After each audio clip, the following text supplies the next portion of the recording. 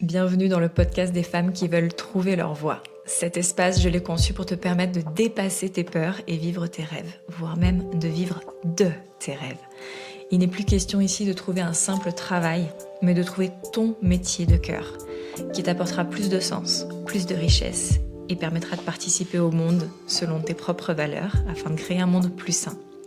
Tu peux également me retrouver sur Instagram pour plus de contenu et suivre mon propre chemin dans mon travail de cœur qui me permet de vivre également mes rêves. Belle écoute à toi. Bienvenue dans ce nouvel épisode, un petit peu à part, un petit peu what the fuck, car j'ai envie aujourd'hui de parler de quelque chose qu'on a tendance à énormément ignorer et d'en parler de façon assez crue. Je n'ai pas du tout préparé cet épisode. Parce que j'ai envie que ça sorte comme ça vient, le plus sincèrement possible, le plus dans le cru, dans la vérité du moment. Il s'agit de, si tu ne chies pas dans ton froc pour faire une transition professionnelle, alors tu n'es pas en train de faire une transition professionnelle. Le fait est que une transition professionnelle, ça signifie faire un changement dans notre vie, surtout quand il est important, lorsqu'on touche à la profession, si en plus il s'agit non pas de changer d'une entreprise, mais de changer carrément nos fonctions, ce qu'on faisait, c'est un changement énorme dans la vie d'un humain. L'humain n'aime pas les changements par essence. L'humain, de façon archaïque, primaire, ce qu'il veut, c'est survivre. Un très bon moyen que notre cerveau archaïque a identifié pour survivre, c'est de rester là où c'est connu. Parce que si on revient à l'époque de Cro-Magnon, tu allais chasser sur un nouveau terrain de chasse, tu ne savais pas les dangers, tu ne savais pas plein de choses qui faisaient que tu courais le risque d'être beaucoup plus vulnérable et donc de mourir. Et ça, c'est resté engrammé en nous. Et dans notre corps, c'est hyper puissant. Tout ce qui est en lien avec le fait de faire survivre le corps, ce sont des signaux qui nous sont envoyés de façon très forte. Comme ce truc, même sans qu'on nous ait expliqué qu'il fallait pas s'approcher du bord dans une falaise, eh bien, dès qu'on s'approche, il y a un truc quand même qui vient voilà, ça vient nous prendre à l'intérieur de nous. Et soit on est tétanisé, soit on se barre, soit on n'approche pas du tout. Il y a plein de choses qui sont de l'ordre instinctif, qui sont, si tu as envie d'essayer de respirer sous l'eau, tu peux pas le faire. C'est parce que il y a tous ces verrous à l'intérieur de nous pour la survie. Et c'est bien, et c'est parfait. Et il faut surtout pas essayer de les enlever. Par contre, à notre époque moderne, ces signaux viennent s'entremêler et un peu comme bugger le système. Parce que il y a plein d'endroits qui sont des endroits de changement, mais qui ne mettent absolument pas notre vie en danger. Et ce sont des changements pour être plus heureux, plus épanoui, et on n'arrive pas à les faire parce qu'il y a ces signaux de danger à l'intérieur de nous. Ce qu'il faut comprendre, la première chose capitale à retenir de cet épisode, c'est vraiment le fait que notre système de survie n'est pas fait pour nous rendre heureux. Il est fait pour nous rendre en vie, nous garder en vie. Parce que nous rendre en vie, c'est même pas ça, parce que je trouve que justement, lorsqu'on s'épanouit, on vit vraiment, on sort de la survie. Je trouve que majoritairement, sur Terre, actuellement, il y a des morts vivants, des personnes qui sont en état de survie. À notre époque où on a tellement d'abondance alimentaire, je veux dire que tu sois serré sur tes fins de mois ou pas, tu as à manger. Parce que la Croix-Rouge, parce que des trucs à manger, certes mauvais pour la santé, mais vraiment pas cher, parce qu'il y a de l'alimentation de partout. En France, même les poubelles sont pleines de bouffe. Donc, on est dans cet endroit où il y a des tonnes de services, on peut faire des tonnes d'activités, on peut faire des tonnes de choses. Et on est tout recroquevillé, rabougri dans notre endroit de survie. Et donc, si j'en reviens à nos moutons, lorsque tu fais une transition professionnelle, forcément, ces systèmes d'alerte se mettent en marche. Donc forcément, tu chies dans ton froc. Forcément, ça fait peur. Mais en fait, l'idée, c'est là où c'est essentiel de se rappeler, le premier truc que je vous ai dit de retenir, c'est que notre système de survie n'est pas fait pour nous rendre heureux. C'est que veux-tu en fait au travers de cette transition professionnelle? Soit tu veux plus de quelque chose, soit tu veux moins d'un truc que tu as déjà, qui te va plus du tout. Tu veux moins de stress, tu veux moins d'anxiété, tu veux plus de sens, tu veux plus de liberté, tu veux plus de temps, tu veux plus d'argent, tu veux contribuer. Et c'est à ça qu'il faut se relier. Et ce que j'observe, un peu avec tristesse, c'est que, et c'est normal, hein, comme je le disais, l'humain est fait ainsi seulement. Enfin, je me dis quand même, on est en 2025, invitons-nous à plus de, à, à plus vaste que ça, à plus joyeux que ça. C'est-à-dire que on va donner toute l'importance aux trucs qui nous font flipper. Et on va se dire, ah bah si j'ai peur, c'est qu'il faut pas le faire. Et c'est hyper archaïque de se dire ça. C'est-à-dire qu'on va tous se dire ça. Mais beaucoup vont rester à cet endroit. Et voire même les personnes spirituelles pourraient se dire, oui, ben si je ressens un truc, si je ressens de la peur, c'est signe qu'il faut pas y aller. Et ça, c'est marrant parce que ça se veut plus élevé, ça se veut plus spirituel, ça se veut écouter ses émotions, mais en fait, c'est tout aussi basique, archaïque, que la personne qui a zéro conscience, zéro connaissance sur la spiritualité, qui va, face à la même chose, se dire ah ben non, j'y vais pas, j'y vais pas, ça fait trop peur. Et ça, ce sont des des entourloupes de notre système interne. Parce que lui, ce qu'il veut, c'est que ce soit avec un discours éthéré ou avec un discours très basique, ce qu'il veut, c'est qu'on ne bouge pas. Donc on a besoin, sur cette première réflexion spontanée de putain, ça fait peur, il faudrait mieux que j'y aille pas, de se rappeler pourquoi je le fais. Pourquoi j'ai envie de le faire. Parce que j'ai mal au ventre, parce que j'ai mal au dos à chaque fois que je vais au boulot, parce que j'en pleure, parce que j'en tremble, parce que j'attends de me casser une jambe, j'attends qu'il se passe un truc grave pour que les circonstances extérieures décident pour moi de quitter cet endroit-là. Quand mes enfants seront plus grands, quand j'aurai plus d'argent, quand si, ça. Mais en attendant, en fait, si j'y pense, c'est que je vais pas bien. Si j'y pense, c'est que je suis pas pleinement satisfaite.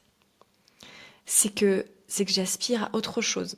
Et donc, ce que va faire notre tambouille interne pour rendre ça un peu plus acceptable, pour pas qu'on se dise non plus, non mais c'est complètement lâche, c'est qu'on va temporaliser la chose. C'est-à-dire on va dire oui ok, je vais le faire, mais plus tard. Et il y aura toujours des arguments, quand les enfants seront plus grands, quand j'aurai plus d'argent, quand je serai en meilleure santé, quand j'aurai plus d'énergie.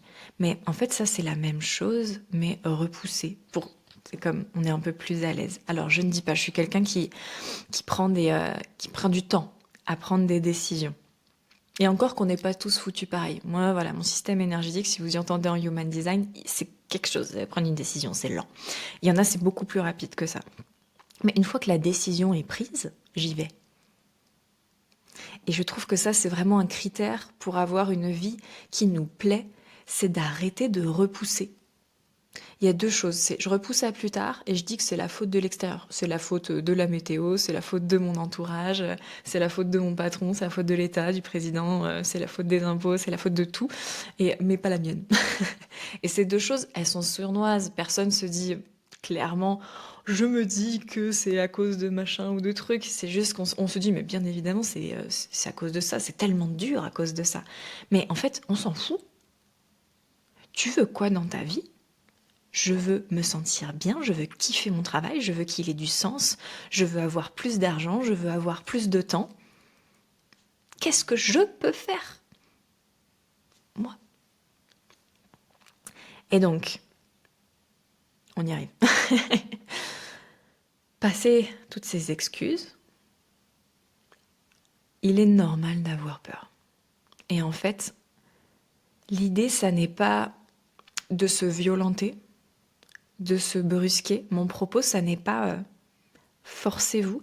Mon propos, ça n'est pas si vous faites pas une transition professionnelle alors que vous en avez envie, vous êtes des gros cons, vous êtes des lâches. C'est pas ça le propos. C'est attention. À qui est-ce que tu es en train de donner du crédit dans ta tête, à l'intérieur de toi? Parce qu'on peut prendre le temps. Je suis quelqu'un qui écoute de plus en plus et qui veut vraiment que la chose qui est raison à l'intérieur de moi, c'est respecter mon corps. Et donc c'est tout un équilibre à trouver entre j'écoute pas mes peurs, j'écoute pas la partie de moi complètement primaire, l'ego, mais par contre s'il y a un endroit où je vais avoir besoin d'être plus ressourcée, d'y aller vraiment avec le cœur ouvert, je peux prendre ce temps-là. Mais, et c'est fin à trouver. Et personnellement, ça me demande souvent de longs temps de méditation, d'aller écouter mon âme pour écouter le bon endroit. C'est-à-dire que quand on écoute, en fait, il n'y a jamais de réponse noire ou blanc. Quand on écoute notre âme, ça peut dire, bon, là, il faut que tu changes d'endroit. Et si je réécoute, et en me demandant quand, ça peut dire là, maintenant. Genre, arrête de pinailler.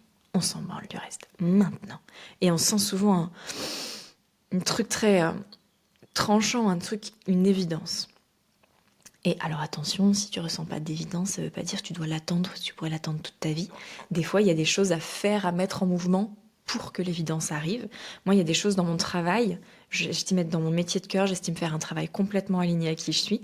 Il y a des choses qui tiennent de l'évidence 5-6 ans plus tard. Mais je me suis mise en mouvement, j'ai fait les choses.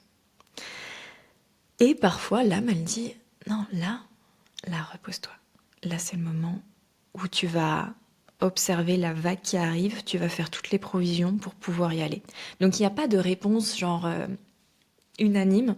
Dès que tu as une idée pour une transition professionnelle, il faut absolument y aller. Non, c'est pas ça. Le discours, c'est sois attentif. Qui est-ce que tu es en train d'écouter ? Et ce que j'observe, c'est que 80% des gens écoutent le blabla de leur cerveau archaïque. Si vous avez un doute, venez m'en parler. Moi, j'adore faire ça, franchement. C'est un régal pour moi. En 2-3 questions, c'est torché. Pour savoir quelle est la part de toi qui est vraiment en train de réclamer telle ou telle chose. Quelle est la part de toi qui réclame plus de temps, qui réclame plus de repos ? Est-ce que c'est aligné ou pas ? Ça, on peut en discuter. Des fois, ça a besoin d'aller creuser, d'être en profondeur, mais franchement, la plupart des cas, je te pose quelques questions et tu sais. Et donc, une fois ce discours du mental, donc de notre cerveau archaïque, de cette partie qui a juste envie qu'on ne bouge pas, mis de côté, on va se mettre en mouvement. Et ça va être normal d'avoir peur. Parce que tout ce que je te raconte là depuis 10 minutes. Mais on peut avancer avec la peur. Alors voilà, toujours en finesse, sans se maltraiter. Mais on peut avancer quand même. Après, il y a tout un tas de pratiques, de prise de conscience à faire par rapport à nos propres émotions, par rapport à ce qu'est la peur, par rapport à comment je suis en interaction avec les émotions. Ça, je guide énormément mes clientes là-dessus parce que c'est capital et pas uniquement lorsqu'on fait une transition professionnelle, pour toutes sortes de décisions, pour nos rapports humains avec nos enfants, avec notre conjoint, avec notre famille, avec nos collègues. Les émotions, c'est la base. Et il ne s'agit pas de les gérer, donc c'est-à-dire il ne s'agit pas de les prendre en muselière et de dire maintenant on va faire ça. Ça c'est vraiment, voilà, quand je dis la peur, on peut avancer avec la peur. L'idée c'est pas d'essayer de contrôler à tout prix cette peur en appuyant dessus, en l'étouffant et en disant je vais avancer quand même. Parce qu'en fait ça 2 pas plus loin, on se la reprend x10. L'idée, c'est vraiment d'être avec sa peur, de respirer avec, de se mettre à l'aise avec, de faire selon les pratiques que tu peux connaître si tu en connais, d'avancer en... Moi, je la vois un peu comme, pas une coéquipière parce que c'est pas elle que je vais écouter, mais on peut voyager dans la même voiture. Voilà, elle est passagère. C'est ok. Et d'ailleurs, au plus je la considère comme elle est passagère dans la voiture, au moins je lui donne de crédit. Au plus c'est un peu une petite qui braille à l'arrière. Je dis oui, bon ça va, on va bientôt faire pipi, on va bientôt s'arrêter, t'inquiète. mais là par contre je peux pas m'arrêter, je suis sur l'autoroute. L'autoroute de ma vie, il faut que j'arrive au bout. Braille si tu veux, mais on va y aller. Tu veux du chocolat? Tu veux du chocolat? Quand on gère sa peur, quand on est en interaction avec sa peur, c'est... Ouais, j'ai putain de peur. Putain, mais c'est flippant ce que je fais. Ah, mais je suis courageuse quand même. C'est ça, tu veux du chocolat. C'est comme ça qu'on calme sa peur.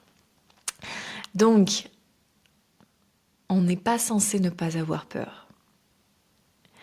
On est censé être émotionnellement plus mature avec nos émotions, c'est-à-dire leur laisser une place et ne pas leur laisser les commandes. Ça, je vous apprends à faire ça dans l'école initiatique des métiers de cœur et dans les accompagnements qu'on peut faire en individuel. Encore une fois, c'est la base. Et y aller. Y aller, vraiment. Parce que c'est un bon indicateur d'avoir peur. Ça veut dire qu'on fait quelque chose de nouveau.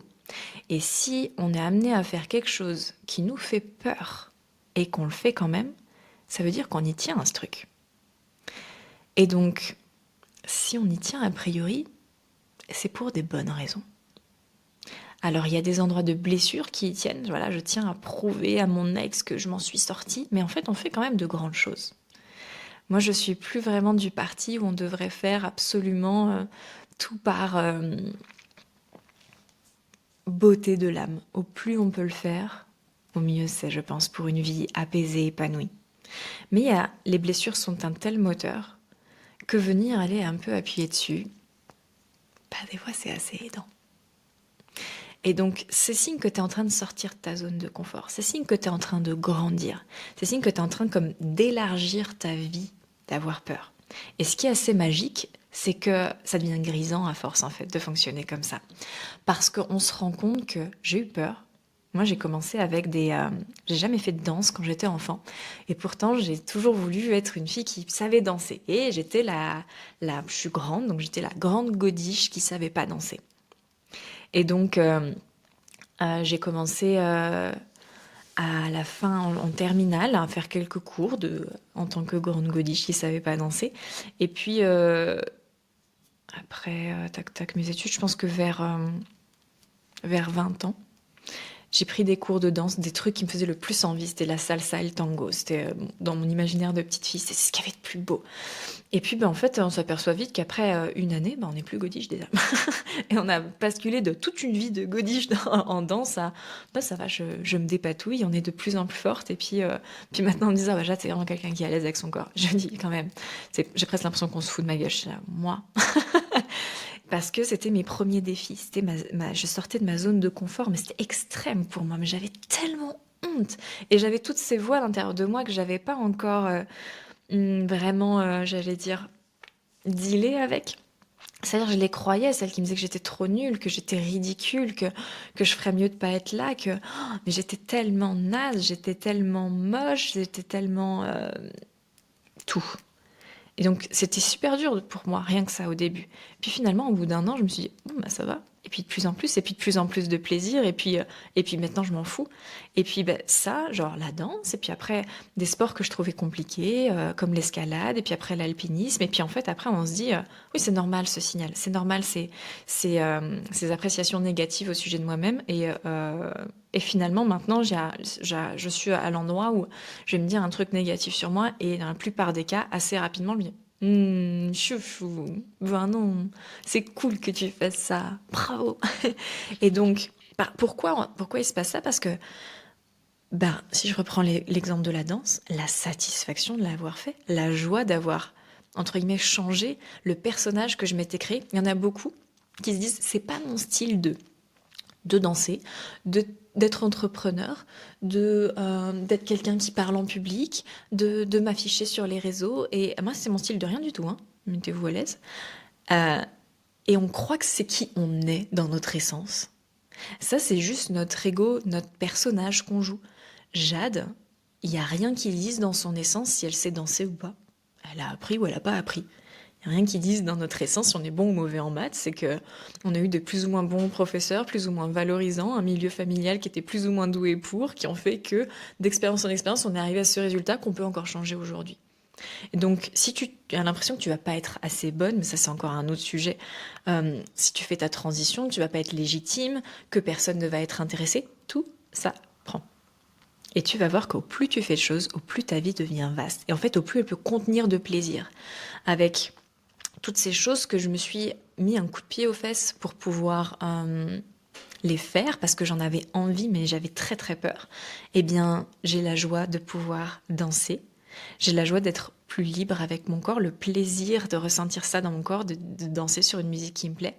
J'ai la joie de pouvoir, si j'en ai envie, c'est ce que je viens de faire d'ailleurs, je suis partie en voyage et mon mari pouvait pas. Mais je sais partir toute seule, je suis partie toute seule en sac à dos plusieurs fois alors que j'avais terriblement peur, alors que je parle très mal anglais, alors que je n'avais jamais fait ça, alors que je suis pas quelqu'un d'extrêmement confiante, alors j'ai pas un sens de l'orientation de dingue, il y a pire, mais il y a mieux. Eh bien, sachant que je suis partie toute seule en sac à dos quand j'avais 25 ans et d'autres, eh bien là, mon mari pouvait pas partir en voyage avec nous et j'en avais très envie. Ben, je suis partie avec ma fille et avec ma mère. Alors ok, pas seule, mais à la base, si j'avais pas eu cette expérience de je sais partir toute seule, je sais prendre l'avion, je sais m'orienter, je sais trouver un endroit où dormir, et ça se passe. Ça se passe. Et avec mon niveau d'anglais, ça se passe. Et avec mon niveau de débrouillardise, ça se passe. Eh bien, j'ai vécu 3 semaines merveilleuses.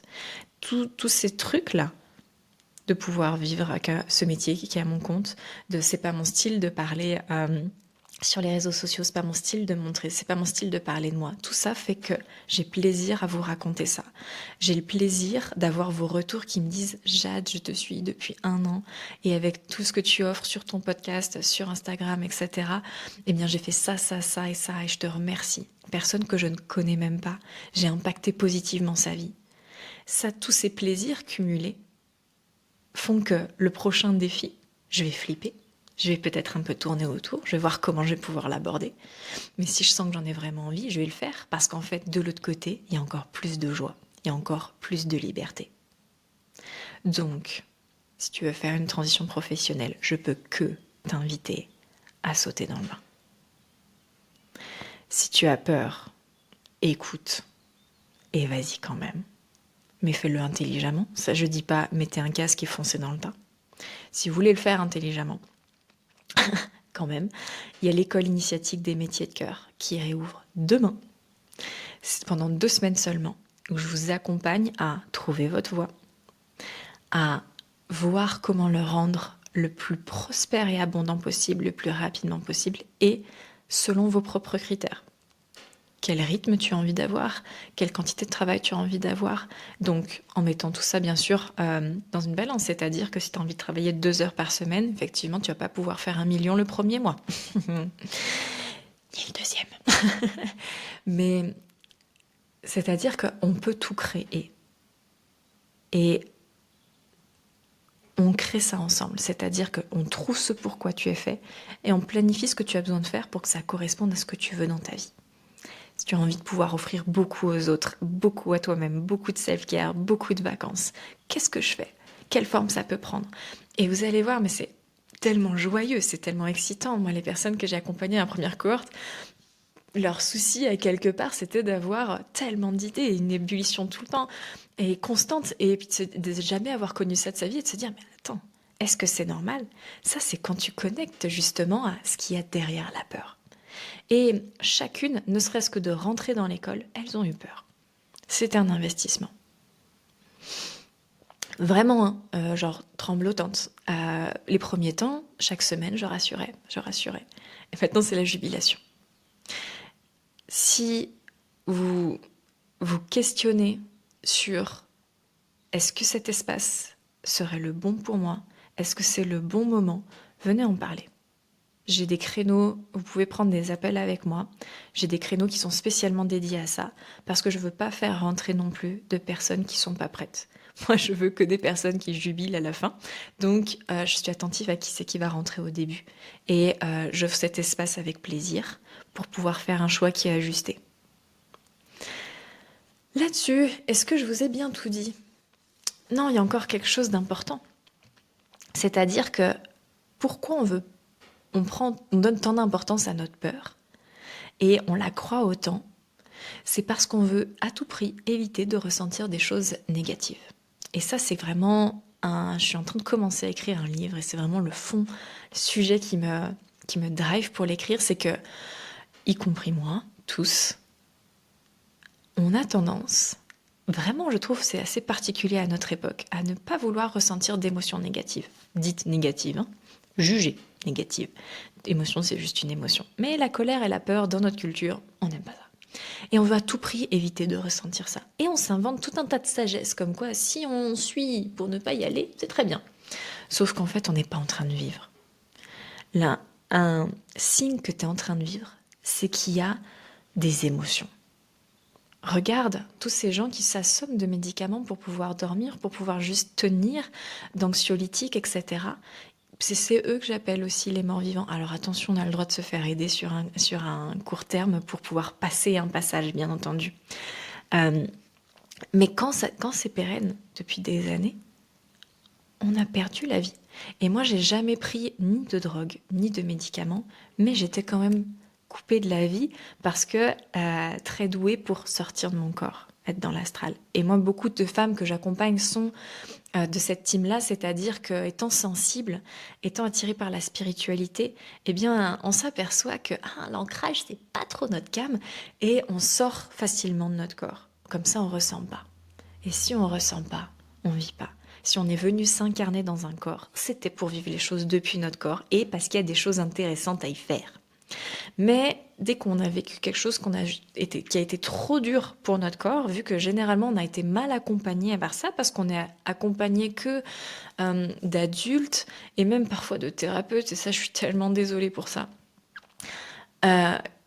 qui sont eux-mêmes en train de fuir tout inconfort et toute situation négative, que on n'a pas trouvé le passage pour revenir à l'intérieur du corps et transcender cette situation qui était une main tendue pour aller sur une marche plus haute et avoir une vue plus belle. Ça, c'est vraiment... Je pense que je ferai un épisode entier dessus parce que c'est vraiment capital à comprendre. Il n'y a pas à fuir nos émotions désagréables. Il y a vraiment à aller les ressentir, à les respirer dedans et à comprendre que chaque challenge qui nous est proposé dans la vie est là pour nous servir. Et là pour répondre à une intention qu'on a posée plus ou moins consciemment. Exemple, je veux être terriblement heureuse en amour. Je veux cette personne si drôle, si attentionnée, si sexy, si machin. Tu poses cette intention plus ou moins consciemment. Et ça se passe mal dans ton couple. Ah, mais en fait, pauvre de moi, c'est si compliqué. En amour, c'est toujours compliqué. C'est une main tendue vers mieux. Si à cet endroit-là, au lieu de te dire oh, pauvre de moi, tu te dis ok, je respire. Je respire. Et je demande à avoir la force de continuer à marcher vers l'amour. Et du coup, ça veut dire que tu es détaché, plus ou moins, en tout cas dans ta demande, à qui va être la personne en face. Et là, tu avances et tu reçois de plus en plus d'amour et des choses qui sont de plus en plus merveilleuses. Ça peut être ton compagnon qui change, qui se transforme. Ça peut être une autre relation. Et en fait, il y a vraiment ça, c'est qu'on se dit non, mon Dieu, il faut surtout que rien ne bouge. Et je sais, moi, ça m'a demandé pas mal de temps, mais j'aimerais tellement arriver à trouver les bons mots pour vous transmettre que c'est pas grave si ça bouge. Si ça bouge, c'est pour encore mieux. Oui, il y a tellement de phrases, tellement de dictons qui disent que tu sais ce que t'as, mais tu sais ce que tu perds, mais tu sais pas ce que tu vas trouver. Mais en fait, ce qu'on voit pas, c'est que ça calibre l'énergie de ce que tu vas recevoir. Alors, soyons vigilants à calibrer cette énergie de encore mieux. Et ça marche. Ça marche. C'est trop simple pour qu'on le croie, mais ça marche. Donc voilà, le message du cœur d'aujourd'hui, qui est parti un petit peu dans tous les sens, j'espère suffisamment riche pour pouvoir vous soutenir dans ce que vous traversez. L'envie du cœur pour vous, que vous travaillez avec moi ou pas. Je sais qu'il y a des cerveaux sceptiques qui disent oui, mais j'ai dit ça que parce que non, je m'en fous. Soyez heureux. Arrêtez de croire le blabla de votre tête. Sautez vers là où il y a du kiff. Voyez à quel point la vie est grande. À quel point il y a du bonheur qui vous attend encore. Si vous êtes bien là où vous êtes, c'est que le début, ça peut encore grandir. Je vous souhaite une magnifique journée et je vous dis à très bientôt dans un prochain épisode. pour ton écoute. Si ton cœur est ouvert à soutenir mon travail et à aider à l'expansion des messages qui sont diffusés dans ce podcast, sache que si tu laisses 5 étoiles sur la plateforme et encore mieux un petit commentaire que je me régalerai à lire, il aura un énorme impact positif pour moi et je t'en remercie d'avance.